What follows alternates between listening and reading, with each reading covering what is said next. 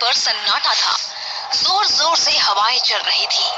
तभी railway station पर एक ट्रेन आकर रुकती है, जिसमें कई सारे पैसेंजर अंदर बैठे होते हैं, लेकिन कोई भी आदमी उस ट्रेन से बाहर नहीं उतरता।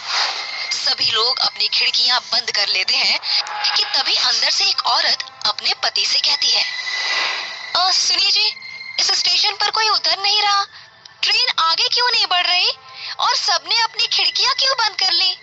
कितनी गर्मी हो रही है, ऐसे तो मेरा दम घुट जाएगा। उसकी बात सुनकर तभी एक बूढ़ा आदमी कहता है, चुप करो, कुछ मत कहो।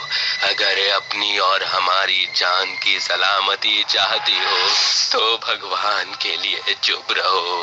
वो दोनों चुड़ैल बाहर ही हैं अभी। तभी उनके आगे वाले वीआईपी डब्बे में एक परिवार होता है जो नैनीताल से अपने गांव सहारनपुर जा रहा होता है। लेकिन एक राघव नाम का लड़का, मैंने पहली बार किसी स्टेशन पर इतना सन्नाटा देखा है। राघव को वहाँ एक कूड़ा उठाने वाली और एक चाय बेचने वाली के अलावा और कोई नहीं दिखता। तभी उसके पास चाय वाली औरत आती है। चाय, गरम चाय वाली, चाय गरम, चाय वाली साहब, गर्मा गर्म चाय ले लो, चाय। अरे सुनो, कितने की चाय है? साहब, केवल 10 रुपए की। ऐसी चाय आपने कहीं नहीं पी होगी। राघव अपनी खिड़की से हाथ निकालकर उस औरत से चाय लेने लगता है, लेकिन वो औरत राघव का हाथ पकड़ लेती है और देखते ही देखते वो एक भयानक चुड़ैल बन जाती है।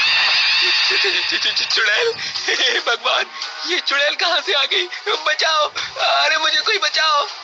चुड़ैल राघव का हाथ काट देती है, जिसके बाद कूड़ा उठाने वाली चुड़ैल उसकी मुंडी काटकर अपने बोरे में डाल लेती है। नहीं छोड़ूंगी, किसी को भी नहीं छोड़ूंगी, सबके सब मरेंगे। राघव के चिल्लाने की आवाज सुनकर डब्बे के सभी लोग जाग जाते हैं और ट्रेन के सभी पैसेंजर बहुत डर जाते हैं। और ट्रेन के चलने के बाद वो बूढ़ा आदमी उस औरत को बताता है, ये कुछ महीने पहले की बात है। संबलपुर गांव से 2 बहनें रीता और सीता शहर जा रही होती हैं।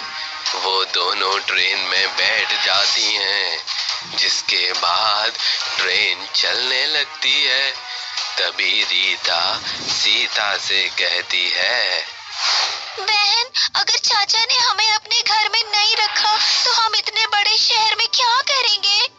देख बहन, हमें कुछ तो करना ही होगा, क्योंकि अब हमारे साथ हमारे माता पिता नहीं है जो हमारी देखभाल कर लेंगे। हमें खुद ही अपना ख्याल रखना होगा। उस स्टेशन पर एक कूड़ा उठाने वाला था और एक चाय बेचने वाला। ट्रेन के सभी पैसेंजर सो गए थे कि तभी सीता रीता से कहती है, बहन, बहुत जोरों की भूख लगी है, चलो चाय पीकर आते हैं।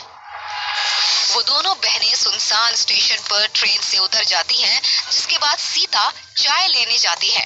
वहीं रीता को प्यास लगती है, इसीलिए वो पानी पीने के लिए कूड़ा बीनने वाले से पूछती है, भाई साहब, मुझे बहुत जोरों से प्यास लगी है, क्या यहाँ पानी मिल जाएगा? कूड़ा बीनने वाला उसे बहुत ध्यान से देखता है, जिसके बाद वो उससे कहता है, उस कमरे में पीने के पानी की टोंटी लगी है, जाओ पी लो। रीता पानी पीने के लिए उस कमरे की तरफ जाने लगती है कि तभी वो कूड़ा बीनने वाला उसके पीछे पीछे आता है और कमरे का दरवाजा लगा देता है। अरे भाई साहब, ये तुम क्या कर रहे हो? दरवाजा खोलो, मुझे बाहर जाने दो। ऐसे कैसे जाने दूं? पहले वो काम तो कर दूं जिसके मुझे पैसे मिले। क्या चाहते हो तुम? साफ साफ बोलो।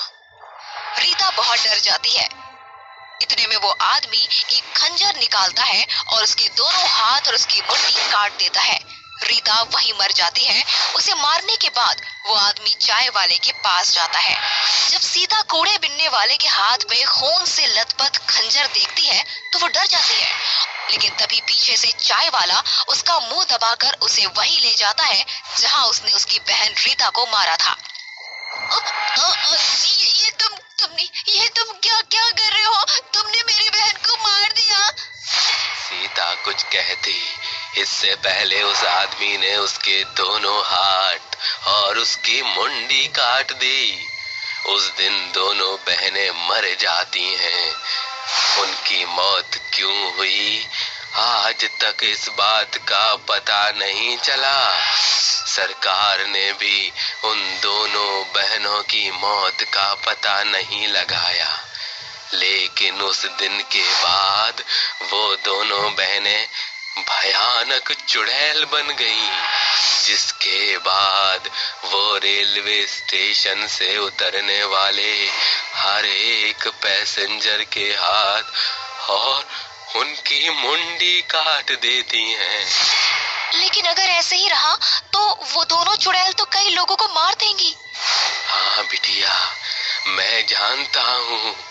इसीलिए मैं संबलपुर गांव से शहर जा रहा हूँ, जहाँ वे दोनों बहनें जा रही थीं। शायद वहाँ जाकर मुझे उन दोनों बहनों की मुक्ति का कोई रास्ता मिल जाए। वो बूढ़ा आदमी शहर में उन दोनों बहनों के रिश्तेदार यानी उनके चाचा जी के घर जाता है, जहाँ उसे पता चलता है कि उसके चाचा कुछ समय पहले ही गुजर चुके हैं। तभी रीता सीता की चाची उर्मिला उस बूढ़े आदमी से कहती है, बाबा, मैं ज्यादा कुछ नहीं जानती, लेकिन अपने पति को हमेशा किसी बात को लेकर परेशान देखा करती थी और मरते समय उनकी जेब से ये एड्रेस मिला था मुझे, शायद आपके किसी काम आ जाए। वो बूढ़ा आदमी उस एड्रेस पर पहुंच जाता है, जहां उसे एक बहुत ही जाने माने तांत्रिक बाबा मिलते हैं, जो उस बूढ़े आदमी से कहते हैं, उन दोनों बहनों की मौत उनके चाचा नत्थू लाल ने करवाई थी। वो चाहते थे कि उनके मरने के बाद गांव की सारी जमीन वो हड़प ले, लेकिन उन दोनों बहनों की मौत के बाद वो दोनों चुड़ैल बन गई और नत्थूलाल को रेलवे स्टेशन की कहानी पता चली तो उसे डर के मारे हार्ट अटैक आ गया।